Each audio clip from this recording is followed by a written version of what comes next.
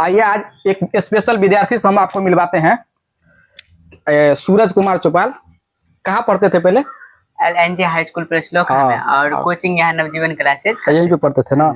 पहले इनको मिठाई खिलवाते हैं, और फिर धीरे धीरे बात करेंगे किस वजह से आपको इसको मिठाई खिलवा रहे हैं। पहले मिठाई खिलवा देते हैं, चलो खाओ।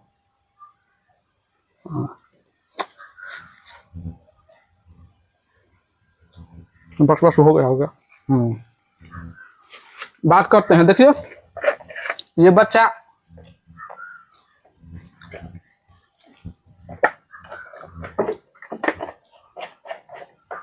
किस चीज में आपका सिलेक्शन हुआ?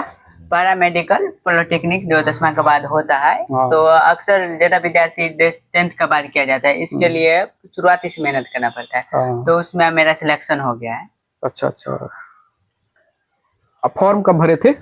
फॉर्म रिजल्ट के 1 महीना बाद, तो अप्रैल के आसपास भरे थे ना।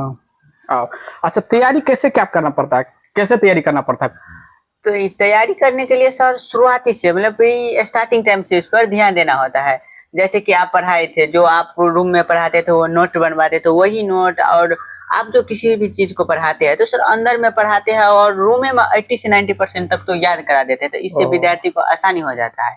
और किसी भी चीज को रटना नहीं चाहिए सर, उसको समझना चाहिए। जैसे आप मुझे पढ़ाना स्टार्ट किए 9th और 10th से पढ़ा रहे हैं, धीरे धीरे करते करते आप रूममेटों को बात नहीं करते थे, इससे अलग से भी बताते थे, विशेषता बताते थे, आदमी को क्या करना चाहिए सो सब बताते थे, इससे आसानी होता है। यानी 8वां से ही हम गाइड करते थे इस बच्चा को। छात्रवृत्ति में जो पढ़ाते हैं ना, तो कंपटीशन का भी सिलेबस हम बच्चा को डाले थे। जैसा छात्रवृत्ति से ही पढ़ा रहे थे इस बच्चा को, तो छात्रवृत्ति में टोटल कंपटीशन का सिलेबस सब्जेक्ट वाइज पढ़ाते हैं, न कि बच्चा को रटाते हैं। सेट बाय सेट रटने के लिए हम नहीं देते हैं बच्चा को। सेट बाय सेट नमा में भी जब पढ़ाते थे तो सारे सब्जेक्ट के साथ, सारे चैप्टर वाइज के साथ कंपटीशन का भी हम सब्जेक्ट उसमें डाल देते थे। यानी उसको धीरे धीरे कंपटीशन लेवल तक भी इसको पढ़ाते थे, तब धीरे धीरे इसका सफलता मिलता है। यानी सिर्फ आप बेसिक पढ़ा देंगे ना, सिर्फ क्लास वाइज पढ़ा देंगे और उसी में सीमित कर देंगे, तो बच्चा क्वालिफाई नहीं कर पाएगा। तो पैरामेडिकल में आपका रैंक कितना है? मेरा पैरामेडिकल में 206 रैंक है। कितना 609? हाँ, 609 रैंक। अच्छा, आपका घर कहाँ हुआ? घर में से हुआ सर। पिताजी का नाम? श्री कमलेश चौपाल। अच्छा, चलो बहुत बढ़िया है। आगे का क्या लक्ष्य है?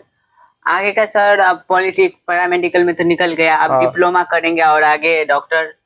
इससे आगे जो होगा बहुत ज्यादा लक्ष्य रखेंगे। जैसे इस यह किए तो पैरामेडिकल से हम डॉक्टर बन सकते हैं, OTG में भर सकते हैं, एक्सरे कर सकते हैं, तो हमें जो अच्छा लगे। जैसे आप मान लीजिए हम OT में भर दिए, तो OT में भर दिए तो 3 साल के बाद डिप्लोमा कोर्स होगा, और डिप्लोमा कोर्स होने के बाद आपको किसी अस्पताल या हॉस्पिटल में आपका सिलेक्शन हो जाएगा, तो फिर वहाँ पर आप जाकर काम कर सकते हैं। बहुत बढ़िया।